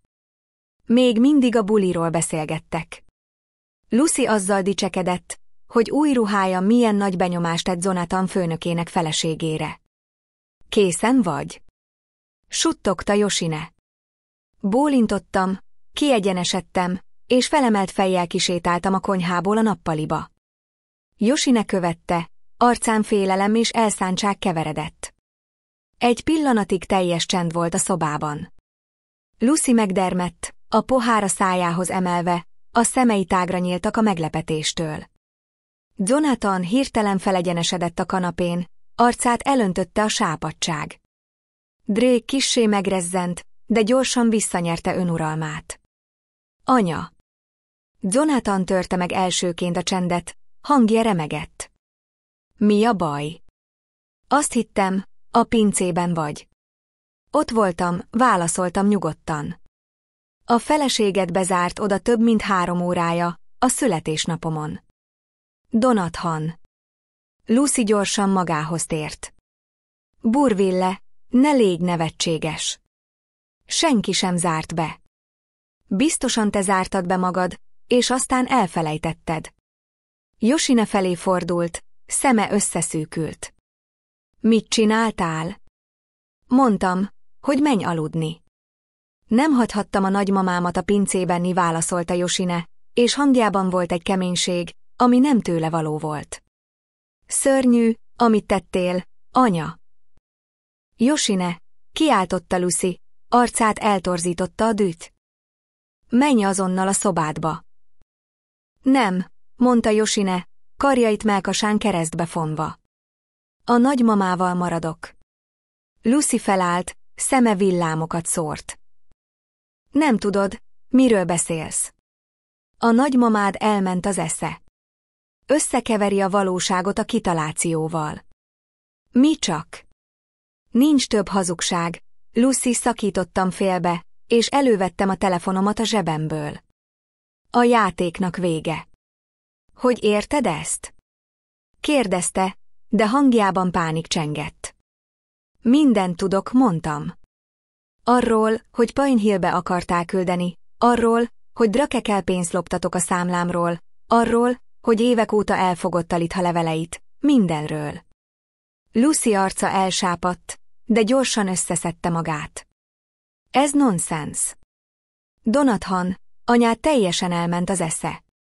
Komolyan fontolóra kéne vennünk, hogy szakemberhez forduljunk. Donathan rám nézett, majd a feleségére, nyilván nem tudva, mit mondjon. Lucy, talán be kéne fogni a szánkat, Donathan, mondta Lucy élesen. Láthatod, hogy nem önmaga. Ó, teljesen épp az elmém, mondtam, és bekapcsoltam a telefonon a kamera alkalmazást. És van rá bizonyítékom is. A képernyőt feléjük fordítottam, és látták a konyhai kamera felvételét, amin Lucy és Drake arról beszélgetnek, hogyan lehetne megszabadulni tőlem és elvenni a pénzemet. Mi a fene volt ez? Kiáltotta Lucy, hangja egy oktávval magasabbra szökött. Kémkedtél utánunk? Kamerákat telepítettél a házunkba? Az én házamba, javítottam. A házba, amit a saját pénzemből vettem. És igen, kamerákat szereltem fel, miután elkezdtek eltűnni a holmiaim. Winthrop gyöngyé fülbevalói, anyám brossa, a naplóim. Azt hitid, nem veszem észre? Drake végül megszólalt, hangja megtévesztően nyugodt volt. Burville, te mindent félreértettél. Tényleg megbeszéltük, hogy átirányítunk egy speciális intézetbe, de kizárólag az egészséged miatt. Ami pedig a pénzügyeket illeti, minden tranzakció teljesen törvényes volt, és a te beleegyezéseddel történt. Az én beleegyezésemmel? Keserűen felnevettem. Azokra a hamis aláírásokra gondolsz? Átlapoztam a telefonomat, és megmutattam nekik egy dokumentum képernyőképeit, amelyeken egy nyilvánvalóan hamis aláírás volt. Ez nem az én aláírásom, Drake, és ezt mindketten tudjuk. Először láttam, hogy megingott a magabiztossága. Ezeket a dokumentumokat Jonathan írta alá a nevedben, a te szóbeli beleegyezéseddel. Ez a szokásos eljárás. Hazug, mondtam nyugodtan. Soha nem adtam ilyen hozzájárulást, és Jonathan is tudja. A fiamhoz fordultam, akinek az arca most már fehérebb volt, mint a kréta. Mondd, fiam, tényleg azt hitid, hogy nem jövök rá? Hogy hagyom, hogy Pine Hillbe küldj, elad a házamat és elsikkazd a pénzemet? Jonathan lehajtotta a fejét, nem tudta a szemembe nézni. Azt hittem, ez a legjobb mindenkinek. Felügyeletre van szükséged, és Lucy és én nem tudunk gondoskodni rólad. Ne hazudj most! Szakítottam félbe. Nem gondoltál rám. A pénzre gondoltál. A $320,000, amit a ház eladásából akartál szerezni. A hajóra, amit abból akartál venni. Yoshine szemei megdöbbentől tágra nyíltak. Apa, igaz ez? Jonathan nem válaszolt. A szégyen és a leleplezés súlya alatt megrogyott a válla. Lucy azonban nem adta fel harc nélkül. Ez mind hazugság, mondta, bár hangja már kevésbé volt magabiztos. Semmit sem tudj bizonyítani, és ezek az úgynevezett felvételek hamisak lehetnek. Ki hinne egy szenilis öregasszonynak 3 tiszteletre méltó felnőtt szavával szemben? Én, hallatszott a bejárati ajtóból. Mindannyian megfordultunk, és láttuk Talithát az ajtóban állni. Mellette egy egyenruhás rendőr és egy szigorú öltönyös férfi állt, akiről feltételeztem, hogy Adam Lawrence, az ügyvéd. Tha? Jonathan nyilvánvalóan megdöbbent a nővére megjelenésén. Mit keresel itt? Megmenteni anyánkat tőletek hármótól? Válaszolta hidegen. Aztán meleg mosollyal fordult hozzám. Anya, jól vagy? Bólintottam, és könnyek szöktek a szemembe, hogy megláttam a lányomat. Most már jól vagyok. Lucy gyorsan taktikát váltott, és hamis mosoly jelent meg az arcán. Talitha, micsoda kellemes meglepetés.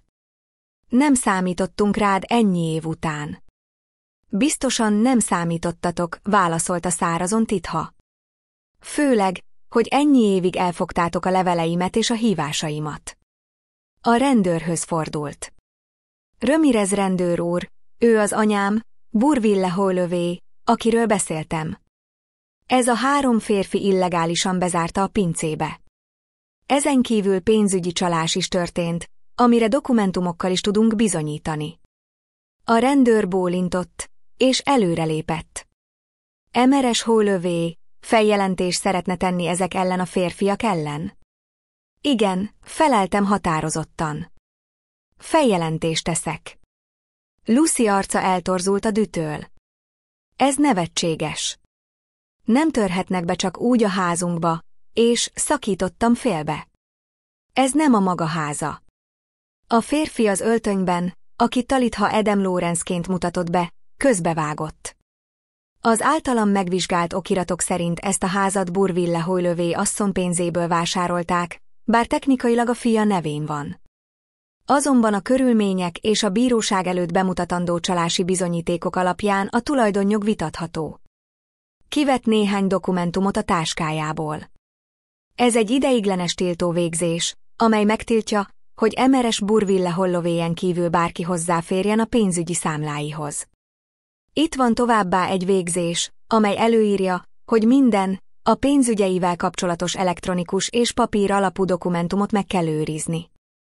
Bármilyen kísérlet ezeknek a dokumentumoknak a megsemmisítésére vagy megváltoztatására igazságszolgáltatás akadályozásának minősül. Drake, aki eddig viszonylag nyugodt maradt, hirtelen még sápadtabb lett. Ezt nem tehetik. Ez a befektetés teljes beleegyezéssel történt, amelyet csalással szereztek meg, Emer Campbellworth szakította félbe Adam. Vagy hamis aláírásokkal. Akárhogy is, ez súlyos törvénysértés, és biztos vagyok benne, hogy a tőzsdefelügyelet nagyon érdekelni fogja a tevékenységük. Drake arca zöldes árnyalatot öltött. Ramirez rendőr még egy lépést tett előre. Emer Campbellworth, néhány kérdést szeretnék feltenni önnek pénzügyi csalás és idős emberrel való visszaélés vágyával kapcsolatban. Jogában áll hallgatni. Amíg a rendőr felolvasta Drake jogait, én Lucy-t és Jonathan-t figyeltem. A sógornőm úgy nézett, mintha a világa omlana össze a szeme előtt, ami valójában így is volt. Gondosan kidolgozott terve, hogy megszabaduljon tőlem és ellopja a pénzemet, darabokra hullott. Jonathan teljesen összetörtnek tűnt. Lehajtott fejjel ült, képtelen volt rám, Talithára vagy a lányára nézni, aki csalódott és fájdalmas tekintettel nézett rá. Hogy tehetted, papa? Kérdezte Yoshine halkan. Hogy tehetted ezt a nagymamával? Jonathan felemelte a fejét, a szeme könnyekkel teli volt. Nem tudtam. Nem gondoltam, hogy ilyen messzire fog menni. Lucy azt mondta, hogy anya boldogabb lenne egy intézetben, hogy szakszerű gondozásra van szüksége. Ne engem hibáztass! Szakította félbe Lucy élesen. Pontosan tudtad, mi folyik itt. Aláírtad a papírokat. Elvetted a pénzt. Beleegyeztél a ház eladásába, mert nem hagytál más választást. Kiáltotta Jonathan, először emelve a hangját a feleségére. Azt mondtad, ha nem tesszük meg, elveszítjük a házat, és nem tudjuk fizetni José egyetemét. Elég volt. Szakította félbe Lucy. Ne merészelj engem hibáztatni. Örömmel költötted anyád pénzét egy új autóra, és hajót akartál venni. Tovább veszekedtek, éveken át felgyülemlett haragjukat és manipulációikat öntve egymásra, de én már nem figyeltem. Talithára néztem, aki odajött hozzám, és megfogta a kezem. Menjünk, anya, mondta halkan. Nem kell tovább hallgatnod. Hazaviszlek. Haza. Kérdeztem hirtelen, rájönve, hogy már nem tudom, hol van az otthonom. Nekem, pontosította Talitha. Rufusnak, nekem és a kis Wintropnak. Alig várja, hogy láthasson. A még soha nem látott unokám említésére a szívem megszakadt. Tényleg tud rólam? Persze, mosolygott Talitha. Minden nap meséltem neki rólad. Mutattam neki a fényképeidet. Burvi nagymamának hív és kérdezi, mikor jössz. Éreztem, ahogy a könnyek gördülnek le az arcomon, nem keserűségből vagy haragból, hanem reményből. Még mindig van családom, egy igazi család, aki szeret. Josine aggodalmas arccal jött felénk. És velem mi lesz? Kérdezte halkan. Én is meglátogathatom a nagymamámat? Talitha mosolygott az unokahúgára, és karját a vállára tette. Természetesen, kicsim. Mindig szívesen látunk otthon, és az unokatestvéred is örülni fog, ha megismerhet. Josine gyengén mosolygott, de a szeme még mindig aggodalommal teli volt. Mi lesz most anyával és apával? Talitha sóhajtott. Sok tényezőtől függ. A bíróság döntésétől, attól, hogy mennyire működnek együtt a nyomozással. De egy dologban biztos vagyok, nem leszel egyedül. Segíteni fogunk neked ebben. Miközben beszélgettünk, Ramirez rendőr elvezette Drakeet, aki teljesen összetörtnek tűnt. Lucy és Jonathan tovább vitatkoztak, egymást hibáztatták, hangjuk egyre hangosabb és dühösebb lett. Menjünk innen, úgy javasolta Talitha, és karjába vett. Ramirez rendőr azt mondta, hogy holnap felveszik velünk a kapcsolatot a hivatalos vallomás miatt. Most pihenned kell. Bólintottam, hirtelen fáradtnak érezve magam. Ez a nap, amely olyan keserűen kezdődött, egy reménysugárral ért véget. Utoljára pillantottam Jonathanra, és a tekintetünk egy pillanatra találkozott. A tekintetében szégyent, bűnbánatot, és azt láttam, hogy rájött, hogy valami sokkal értékesebbet vesztett el, mint a pénz. Az anyja bizalmát és szeretetét. Gyere, anya! Ismételte Talitha, és gyengéden az ajtó felé húzott. Hagytam, hogy a lányom kivigyen abból a házból, amely soha nem volt igazán az enyém, egy új életbe, egy családhoz, amely igazán szeretett.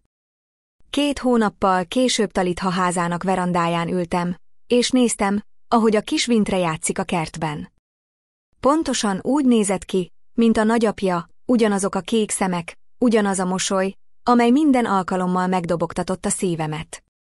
Mellettem ült Rufus, Talitha férje, aki kedves, figyelmes ember volt, egyáltalán nem olyan, mint a lusta Jonathan, akit Jonathan leírt. Valóban zenész volt, de emellett egy művészeti iskola tiszteletben álló tanára is, állandó munkával és tehetséggel, amelyet egyre jobban megtanultam értékelni. Talitha kijött a verandára egy tálcával, rajta teáscsészékkel. Hogy vagy, anya? Kérdezte, és leült mellém. Jobban, válaszoltam őszintén. Minden nap jobban. És ez igaz volt. Az első hetek a költözés után nehezek voltak. Rémálmok, szorongásrohamok, az állandó érzés, hogy valaki más házában vagyok. De Talitha, Rufus és a kis Winthrop olyan gondoskodással és szeretettel vettek körül, hogy fokozatosan otthon kezdtem érezni magam. A jogi eljárások a szokásos módon folytak. Drakeet pénzügyi csalásért letartóztatták, és a nyomozás kiderítette, hogy nem én voltam az egyetlen áldozata. Lucy csalás és időskori bántalmazás bűnrészességével vádolták. Jonathan kevésbé súlyos vádakkal szembesült, mivel együttműködött a nyomozással és bűnösnek vallotta magát. Adam Lawrence ügyvédem azon dolgozik, hogy visszaszerezze a pénzemet, és már jelentős részét sikerült visszaszereznie. A Pomonai ház ügyében még folyt a tárgyalás, de a kilátások jók voltak, mivel én befizettem a tőketörlesztést, és Jonathan is beismerte ezt a vallomásában. Yoshine most velünk élt, legalábbis ideiglenesen. Lucy letartóztatása és a Jonathan által kezdeményezett vállóper után úgy döntöttek, hogy neki jobb lesz Talithánál. Yoshine alkalmazkodott az új életéhez, az új iskolához, az új rokonokhoz. Éjszaka néha hallottam sírni, akkor leültem mellé, megfogtam a kezét, és emlékeztettem, hogy nem ő tehet a szülei tetteiről. Talitha azon dolgozott, hogy helyreállítsa a pénzügyi függetlenségemet. Segítségével új számlákat nyitottam, amelyekhez csak én férhettem hozzá. Segített új végrendeletet írni és meghatalmazást adni neki. Igazi meghatalmazást, az én igazi aláírásommal. Talitha megszakította a gondolataimat. Van még egy levél Donathantól. Akarod elolvasni? Haboztam. Donathan azóta írt nekem minden héten, hogy elmentem. Hosszú, bűnbánó leveleket, amelyekben elmagyarázta, hogyan hagyta magát manipulálni Lucynak. Hogyan homályosította el ítélőképességét a félelem, hogy elveszíti otthonát, és hogy nem tudja biztosítani Yoshine jövőjét. Bocsánatot kért, de nem ragaszkodott hozzá, mert tudta, hogy egyes dolgokat nem lehet olyan könnyen megbocsátani. Igen, mondtam végül. Elolvasom. Talitha átadta a borítékot, és tapintatosan visszalépett Vintre mellé, hogy helyet adjon nekem. Kinyitottam a levelet, és elkezdtem olvasni fiam ismerős kézírását. Nem tudom, hogy valaha is teljesen megbocsátok-e neki. Nem tudom, hogy képesek leszünk-e helyreállítani akár csak egy árnyékát is annak a kapcsolatnak, ami a kapzsiság és a manipuláció megmérgezte a lelkét. De egy dolgot tudtam. Nem hagyom, hogy a félelem és a kétség irányítsa az életemet. Nem leszek többé néma áldozat. 67 évesen új fejezetet kezdtem az életemben. A visszakapott lányommal, az unokámmal, akit csak most kezdtem megismerni, és az unokámmal, akit megpróbáltam megóvni a szülei hibáitól. Nem így képzeltem el az életem végét, de talán pontosan erre volt szükségem. És ahogy néztem Vintreté, ahogy a kertben játszik, Talithát, ahogy gyengéden tartja Rufust, Yoshineté, ahogy egyre többet mosolyog, rájöttem, hogy az igazi gazdagság nem a bankszámlákon vagy a házakban van. Ezekben a pillanatokban, ezekben a kapcsolatokban, ebben a szeretetben van, amit senki sem vehet el tőlünk.